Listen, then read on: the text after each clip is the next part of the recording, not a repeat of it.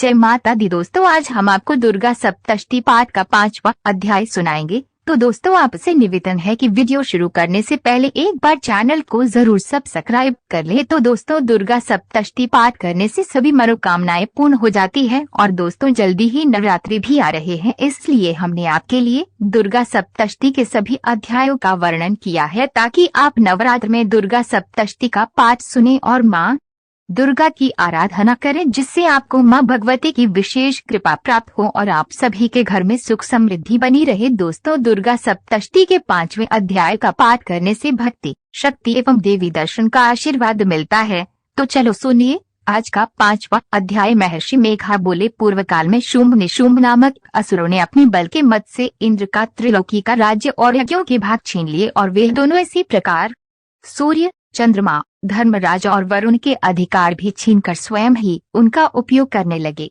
वायु और अग्नि का कार्य भी वही करने लगे, और इसके पश्चात उन्होंने जिन देवताओं का राज्य छीना था उनको अपने अपने स्थान से निकल दिया।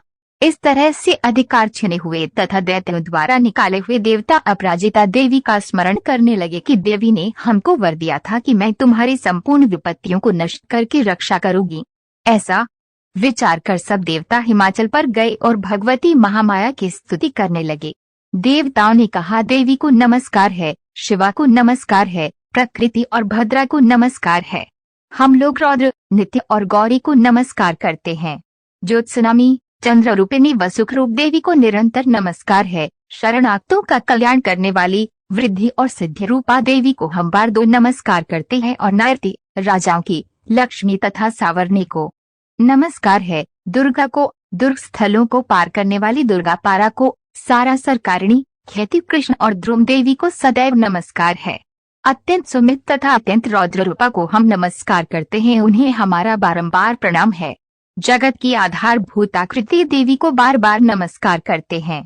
जिस देवी को प्राणी मात्र विष्णु माया कहते हैं उसको नमस्कार है। उसको जो देवी संपूर्ण प्राणियों में चेतना कहलाती है उसको नमस्कार है। उसको नमस्कार है। उसको नमस्कार है। जो देवी संपूर्ण प्राणियों में बुद्धि रूप से स्थित है उसको नमस्कार है। जो देवी संपूर्ण प्राणियों में निद्रा रूप से विराजमान है उसको नमस्कार है। जो देवी संपूर्ण प्राणियों में क्षुधा रूप से विराजमान है उसको नमस्कार है। जो देवी संपूर्ण प्राणियों में छाया रूप से स्थित तो उसको नमस्कार है। जो देवी सब प्राणियों में शक्ति रूप से स्थित है उसको नमस्कार है।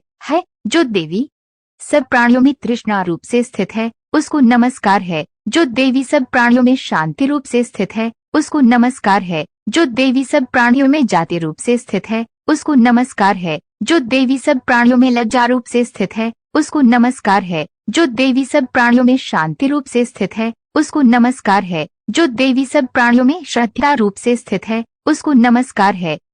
जो देवी सब प्राणियों में कांति रूप से स्थित है उसको नमस्कार है। जो देवी सब प्राणियों में लक्ष्मी रूप से स्थित है उसको नमस्कार है। जो देवी सब प्राणियों में वृत्ति रूप से स्थित है उसको नमस्कार है। जो देवी सब प्राणियों में स्मृति रूप से स्थित है उसको नमस्कार है। जो देवी सब प्राणियों में दया रूप से स्थित है उसको नमस्कार है। जो देवी सब प्राणियों में तुष्टि रूप से स्थित है उसको नमस्कार है।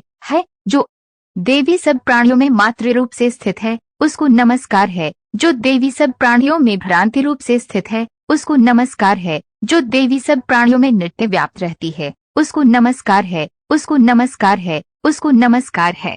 पूर्व काल में देवताओं ने अपने अभीष्ट फल पाने के लिए जिसकी स्तुति की है और देवराज इंद्र ने बहुत दिनों तक जिसका सेवन किया है, वे यह कल्याण की साधना भूता ईश्वरी हमारा कल्याण और मंगलवार करे तथा सारी विपत्तियों को नष्ट कर डाले। असुरों के सताए हुए संपूर्ण देवता उस परमेश्वरी को इस समय नमस्कार करते हैं तथा जो भक्ति पूर्वक स्मरण की जाने पर तुरंत ही सब विपत्तियों को नष्ट कर देती हैं, वे जगदम्बा इस समय भी हमारा मंगलवार करके हमारी समस्त विपत्तियों को दूर करें। महर्षि मेघा ने कहा, हे राजन, इस प्रकार जब देवता स्तुति कर रहे थे तो उसी समय पार्वती देवी गंगा में स्नान करने के लिए आईं। तब उनके शरीर से प्रकट होकर शिवा देवी बोली, शुंभ दैत्य के द्वारा स्वर्ग से निकाले हुए और निशुंभ से हरे हुए ये देवता मेरी ही स्तुति कर रहे हैं। पार्वती के शरीर से अंबिका निकली थी, इसलिए उसको संपूर्ण लोक में कौशिकी कहते हैं। कौशिकी के प्रकट होने के पश्चात पार्वती देवी के शरीर का रंग काला हो गया और वे हिमालय पर रहने वाली कालिका देवी के नाम से प्रसिद्धि हुई। फिर शुंभ और निशुंभ के दो चंड मुंड वहां आए और उन्होंने परम मनोहर रूप वाली अंबिका देवी को देखा। फिर वह शुंभ के पास जाकर बोले, डैश महाराज, एक अत्यंत सुंदर स्त्री हिमालय को प्रकाशित कर रही है। वैसा रंग रूप आज तक हमने किसी स्त्री में नहीं देखा। हे असुरेश्वर, आप यह पता लगाएं कि वे कौन है और उसका ग्रहण कर लें। वह स्त्री स्त्रियों में रत्न है। वह अपनी कांति से 10 दिशाओं को प्रकाशित करती हुई वहां स्थित है, इसलिए आपको उसे देखना उचित है। हे प्रभु, तीनों लोगों के हाथी, घोड़े और मणि इत्यादि जितने रत्न हैं वे सब इस समय आपके घर में शोभायमान हैं। हाथियों में रत्न रूप ऐरावत हाथी और उच्चैश्रवा नामक घोड़ा तो आप इंद्र से ले आए हैं।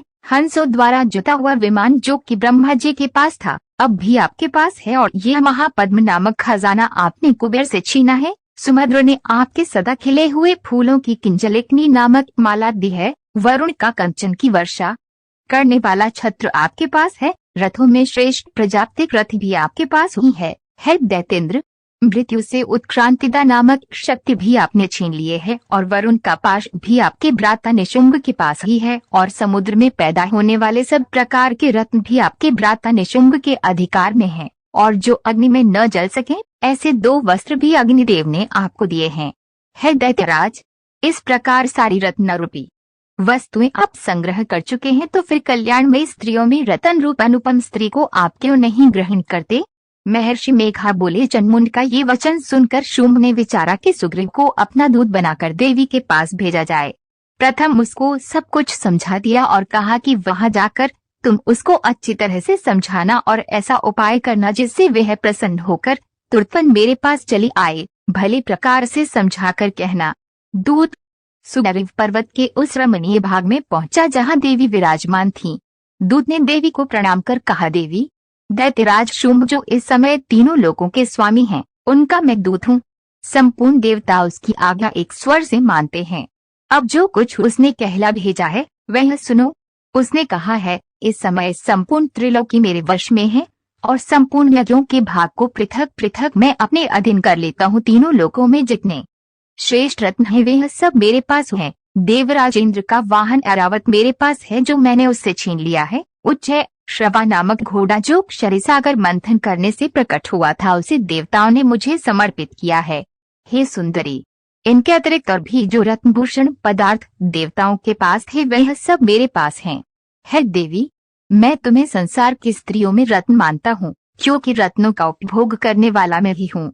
हे चंचल कटाक्षों वाली सुंदरी, अब ये मैं तुझ पर छोड़ता हूँ कि तू मेरे भाई महापराक्रमी निशुंभ की सेवा में आ जाए। यदि तू मुझे वरेगी तो तुझे अतुल महान ऐश्वर्य की प्राप्ति होगी। अत तुम अपनी बुद्धि से ये विचार कर मेरे पास चली आओ। महर्षि मेघा बोले, दूत के ऐसा कहने पर संपूर्ण जगत का कल्याण करने वाली भगवती दुर्गा मन ही मन मुस्कुराई और इस प्रकार कहने लगी, है दूत, तू जो कुछ कह रहा है वे यह सत्य है और इसमें किंचित मात्र भी झूठ नहीं है। शुंभ इस समय तीनों लोगों का स्वामी है और निशुंभ भी उसी की तरह पराक्रमी है, किंतु इसके संबंध में मैं जो प्रतिज्ञा कर चुकी हूँ उसे कैसे झुठला सकती हूँ। अतः तुम मैंने जो प्रतिज्ञा की है उसे सुनो। जो मुझे युद्ध में जीत लेगा और मेरे अभिमान को खंडित करेगा तथा बल में मेरे समान होगा वही मेरा स्वामी होगा। इसलिए शुंभ अथवा महापराक्रमी निशुंभ यहाँ आए और युद्ध में जीत कर मुझे से विवाह कर ले। इसमें भला देर की क्या आवश्यकता है? दूत ने कहा, हे देवी, तुम अभिमान में भरी हुई हो, मेरे सामने तुम ऐसी बात न करो। त्रिलोकी में मुझे तो ऐसा कोई दिखाई नहीं देता जो कि शुंभ और निशुंभ के सामने ठहर सके।